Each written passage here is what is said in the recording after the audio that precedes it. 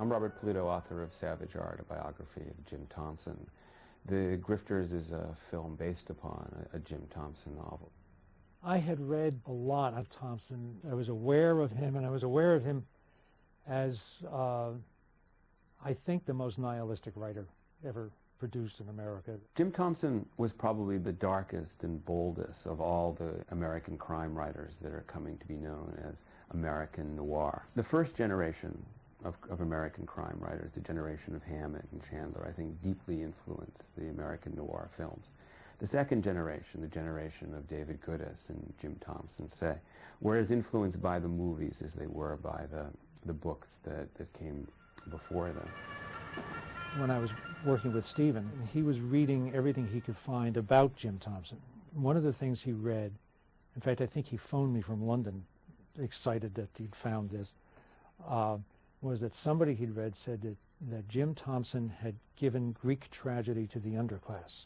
From then on, every once in a while, as we were going along through the thing, he'd say, "Now, are we sure we have the proper Sophoclean element here?" And so we were kidding, but we were trying to remind ourselves of what is it that we are doing. The Grifters is a novel about sexual corruption, and at its core, it's about a triangle. And to represent that triangle with a tripartite screen, I think is just a dazzling bit of invention. Thompson himself was, I think, a master of experimental fiction. And I think he would have loved the kind of experimentation that goes on at the beginning of this film. Thompson was born in Anadarko, in what is now Oklahoma, in 1906. His father was a peace officer, and within a year of Thompson's birth, his father was indicted for embezzling funds from the county coffers. This set up a strange kind of wandering and lonely childhood for Jim Thompson. By the time he reached high school, the burden of supporting the family largely fell to Jim. His first job, and I think it was one of the decisive moments in his life, was as a bellboy in the Hotel Texas. Being a bellboy in the Hotel Texas meant that he procured women for people who wanted them, men for people who wanted them, drugs and bootleg alcohol for people who wanted that. It brought him in close and intimate contact with the Fort Worth underworld. And it was there that he learned the tricks that Roy Dillon employs, like the 20s, that gets him in so much trouble in the bar.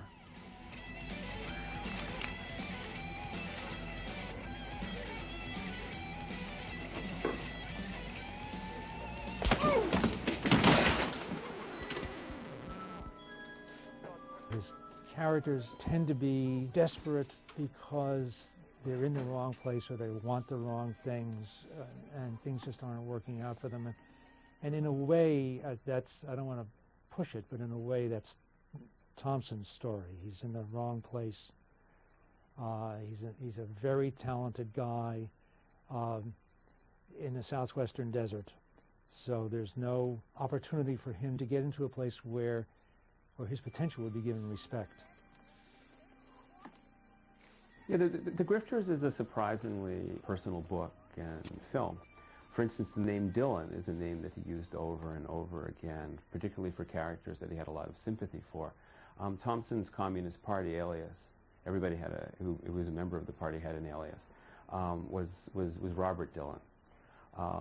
The summer before he wrote The Grifters, Thompson was hospitalized and nearly died from bleeding ulcers. I think he gave that hospitalization and those stomach problems to Roy Dillon after he's hit by the bartender. And I think that the filmmakers added a fascinating autobiographical wrinkle that isn't in the novel by situating the scene where Roy learns the grift in Anadarko, Thompson's hometown in Oklahoma. One of his very early novels is a novel about a sort of a troubled marriage. The people, day by day by day, behave in just odd ways, and they're all right in the morning, and then they begin to bicker and carry on in the afternoon, and they get into terrible fights at night. And you read it and say, what am I reading? And what you're reading is a novel in which he airbrushed the alcohol out. Drinking was a problem for Thompson all through his life, and it made the characters what they were more than he would acknowledge. When Roy keeps saying that, oh, he's going to leave the Grifters, he's not going to do this anymore, he's only doing it in order to get enough money to not do it. That's very like drinking. It's nothing but small-time stuff. I can walk away from it any time I want. Sure. I think Thompson was always aware that he was in the wrong place at the wrong time, that he was on a rough, stubbly field, really, that it was going to be very hard for him to bloom on. And the bloom he produced, was a rather distorted one. Shortly before he died, at a moment in 1977 when all of his books were out of print, Jim Thompson told his wife to hang on to all of his papers and copyrights because, just you watch, he said, in another 10 years, I'll be a household name, basically. While I think it took a few years longer than that, maybe 13 years to the time of the Grifters, Thompson's deathbed prediction has largely come true.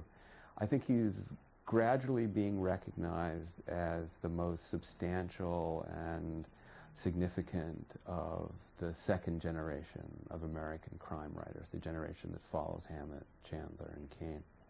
There are various reasons for this, I think. I think one is just simply the strength of the books. I mean, the mixture of extreme violence and literary experimentation, I think, is almost unmatched in American literature, except for writers like William Burroughs.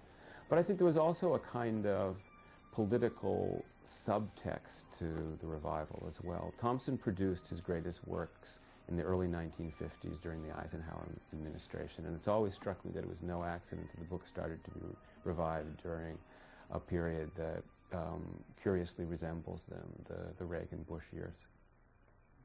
Actually, the whole Thompson approach in every way, in the story, in character, and everything, is in the title of another of his books, not one of his best ones, but This World and Then the Fireworks, which is saying everybody's going to hell.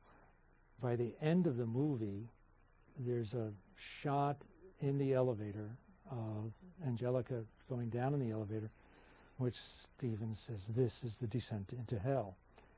And so he did the visual version of what every one of his books did.